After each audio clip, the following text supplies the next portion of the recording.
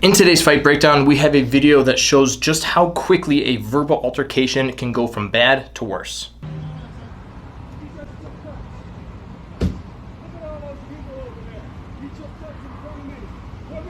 Okay, you know what? Hey, you need to fucking bring your level down and not get in my face like that. There's a line. Hey, listen to me, buddy. Don't come run up on my car yelling at me like that. Then don't take cuts.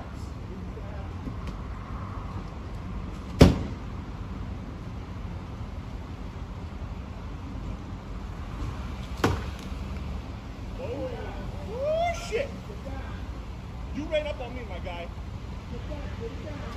You need to back away. As you can see in this video, things do not turn physical. However, weapons do get drawn. Things go from bad to worse very quickly in a very short amount of time. And because neither of these individuals had the capability of de-escalating the situation, they both put themselves at a very high risk for some serious injury. So if you are one that trains self-defense, if you're wanting to learn how to protect yourself, protect your loved ones, you have to know how to de-escalate situations, period. You do not want to allow a verbal altercation to turn physical. You do not want to put yourself in any sort of position that is going to risk your safety, your own personal safety, the safety of your loved ones or anyone that's with you. You want to be able to ultimately walk away and just not engage in the fight to begin with. That's our ultimate goal of self-defense. And at the beginning of this video, you can tell that there was a perfect opportunity for both parties involved to de-escalate these situations or just never allow the situation to escalate to the point that it did. So if we start at the beginning, you have this gentleman here who is the one that initially approaches the man in the black jacket. Apparently this whole thing was over the fact that the man in the jacket had cut the line at a Costco gas station. I completely understand the anger, by the way, because let's be honest, those lines are ridiculously long. Nonetheless, I don't know how this guy approached the vehicle. He may have just come up and started banging on the window, yelling. He could have politely approached the guy. I don't know how he approached it. All I know is that once this man gets out of the vehicle to now have the conversation of, hey, why are you trying to draw my attention? This man starts to escalate the situation and starts to kind of get a little pissed off, yelling at the guy, pointing at the fact that, hey, you just cut the line and everything, which in turn, as we fast forward here a little bit, you'll see that the man in the black jacket immediately decides to match the guy's energy, and now they go from probably like 4 or 5 feet apart to they are as close as you can possibly get without kissing, right? If we are talking about the ability to de-escalate situations, first things first, you never want to match the energy of the aggressor. In this case, the man here is the aggressor. This man decides to match his energy, and that is where things now start to kind of spiral out of control a little bit. Neither party listens to one another. They're both screaming at each other, and then eventually, as you saw, they both decide to draw weapons of their own to have a parking lot duel, as you can say. But first things first, if we are de-escalating, I have to stay calm and collective. I never want to match the energy of the aggressor. I want to talk in a calm voice, in a calm manner. Again, not raising my voice, not screaming back. I want to actively listen. I need to actively listen to what the aggressor is saying. A lot of times they just need to get something off their chest. They just need to kind of vent why they're frustrated to you. And by actively listening, I need to then reiterate that information back to them in my own words to give them the sense of acknowledgement that, hey man, I hear you. I understand why you're frustrated. If I was in your position, I would 100% be frustrated too. I get it. I apologize for cutting the line, right? So once we've actively listened, we've reiterated the information back to them. Maybe I've acknowledged their emotions. Yes, I understand why you're angry and why you're upset. We then need to start looking for practical solutions. Apologizing is just part of it. Even if you aren't in the wrong, still apologize. Again, we're trying not to get into a physical altercation, so it's no time for your ego to get involved. It's no time for you to start putting the blame on somebody else. Just simply say, yep, you know what, 100% my bad, I apologize. Why don't I let you cut in front of me? Hey, how would I pay for your gas today? You know, something as simple as that could completely prevent some of these situations from, again, going from bad to worse very quickly. Now, if you're able to do those things properly, then you can avoid that situation altogether and you can go about your merry way. Now, the second part of being able to kind of de-escalate situations is you have to be able to control your space. So yes, the verbal aspect is one thing, but the space management, which neither of these two are really doing a nice job about, plays another big factor. This man here in the jacket, because he decided to close the gap, they went from a few feet to, again, like that 0 to 1 foot range. I don't care how experienced you are, this guy is going to have absolutely no time to react to anything. If the smaller guy decides to throw a punch or a headbutt or anything along those lines, man in jacket's not going to be able to do a damn thing because of that distance. And again, it doesn't matter how experienced you are. Second thing here in regards to the distance management is that if you do find yourself in this space, my hands need to be up. There's no reasons for my hands to be down, no reasons for my hand to be in my pocket. My hands need to be up. My hands need to be able to protect myself. It may buy me a few seconds to be able to kind of do a quick shield of some sort to protect myself against a sucker punch. Again, it's not a guarantee, but it just puts yourself into a better position. So if we're just talking about the simple ability to de-escalate those situations, this would have been the absolutely perfect time to do so before things decide to escalate. Now, second thing I want to take note, you can't really see it too well from here, but this man has an open carry. Now, they're obviously in a state where you can open carry, but if you're one that has a concealed carry, you should not be putting yourself in a situation, meaning that you shouldn't be instigating arguments, especially if you are one that carries a firearm, because you are putting yourself in a position where you may have to resort to using it depending on how the other person reacts. And as we see in this situation, as this man decides to continue arguing, they both get in each other's faces about it. Things clearly aren't going well. Neither one is taking the blame. They're both blaming and screaming at each other. They're not listening to one another.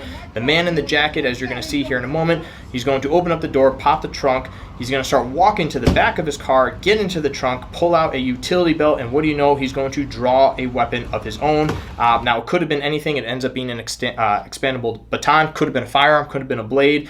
By this man simply instigating the situation and confronting the man about cutting the line, because of the fact that he has a firearm, he is now putting himself in a position, as you can see right here, he's starting to draw it, where he had to use his firearm. And guess what? I doubt he really had the mindset that day he was going to have to potentially use a firearm in this situation, right? So if you are one that carries, understand our goal is to have that as an absolute last resort, which means that we should never be putting ourselves in situations where we might even have a sense that we're going to have to use it. So in this situation, because somebody cut you in line, big whoop, move on. You're going to waste a few minutes of your day because some asshole decided to cut you. Let them be an asshole.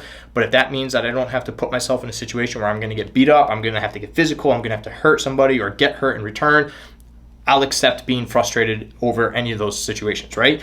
But now, as we're talking about kind of like the distance management, so let's go back to like this idea of being concealed carry. You need to train. If you're one that carries a firearm for personal protection, you need to train. In my opinion, had this man in the jacket, now you'll see if we play the video a little bit here longer, you'll see that they kind of have a standstill, right, with the car pass, right? This man stops, he drew the firearm, he's got the baton in his right hand, he's got the firearm in his right hand, and they're kind of at like a standstill. If we backtrack this just to about right here, okay, you can see that he's got the high pitch elbow, so he's literally in the process of drawing. If I'm being frank with you, if this man decided to fully charge and actually apply damage and go hell-bent on hurting this man, he absolutely would have done so before this guy could have probably even gotten his gun drawn out of his holster. Reason being, he's too close. He clearly doesn't have combative training, because at that point, I would have started drawing my firearm or taken action the moment that the man started rummaging through his trunk, especially given the circumstances. We were nose to nose, screaming at each other, things were getting heated. Then all of a sudden you go, you know what? And you abruptly pop your trunk, walk to your trunk, and start pulling out something from a utility belt. I would have been under the assumption that you were grabbing a weapon, which obviously he was, and I would have gone hands-on with you. If I was this man in the situation, I would have gone hands-on with the dude in the jacket the moment he started shuffling through his truck and not allowing him to draw anything, because again, I had no idea what it was until he pulled it out of the holster. Again, could have been a firearm, could have been a knife, and that guy would have been completely screwed had the guy in the jacket decided to actually fully attack. Now, in this case, as we see here, they both kind of just stop in their tracks and have a standstill. They argue a little bit more, and then the situation ends, right? But things could have gotten even worse because of the fact that this man essentially messed up in just how he handled the fact that this guy was drawing something from his car. This is what combative training does. A lot of people just are under the assumption that because I carry a firearm, I'm good. I can draw my weapon, I can get a shot off, I'm good. I don't need to know how to fight, I don't need to know how to grapple, I don't need to know how to use my weapon in a combative type scenario. And you do. Shooting paper is a lot of fun. I love doing it too. I love shooting at targets,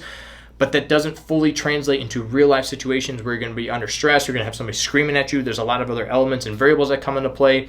You need to take a class on this. You need to learn hands-on how to draw your weapon under stress. You need to know how to maintain space. You need to know how to control your own weapon. There's a lot of things that go into it that people just don't really realized how bad they will be at in real life altercations. And this again is a prime example of where things could have gone. Now, the other thing that shows me this guy has not had combative training is the fact that he drew the firearm. He's still only holding it with one hand, and he's holding it essentially at his hip. Like, I would have already had my sights on target. I would have started to continue to make space, cutting angles, working my space a little bit more to prevent this guy from closing the distance. Because let's be honest, even at this range, if this guy really wants to press forward, he probably could. He might eat a shot or two, but he'll trust me, he'll close the distance. So what's the big takeaway from this video? Well, there's a few of them. Number one, know how to de-escalate, period.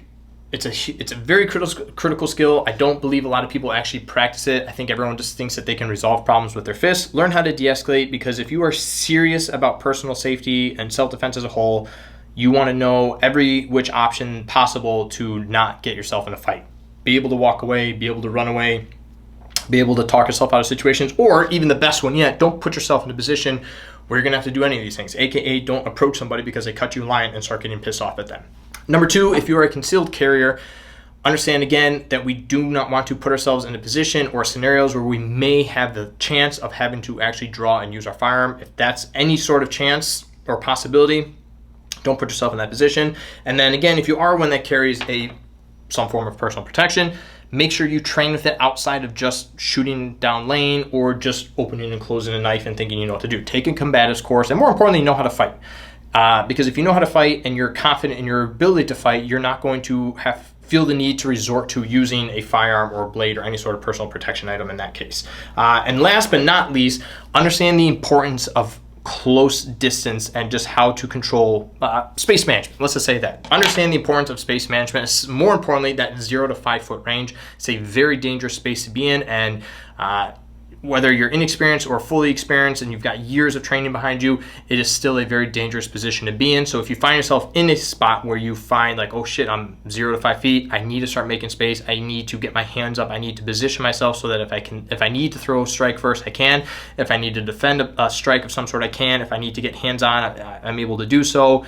It's just something that a lot of people kind of need to experiment and train within the realm of that space so that you have full confidence in your ability to protect yourself if you find yourself in a situation like this. But yeah, nothing, like I said, nothing super physical about this altercation at all, but as I said, it just goes to show you verbal altercations can go from bad to worse very quickly. And fortunately for these two, it ended in a draw, but we came very close to having a pretty deadly duel on our hands. So either way, let me know what you think about this video down below in the comments, and we will see you next time, my friends. Stay safe.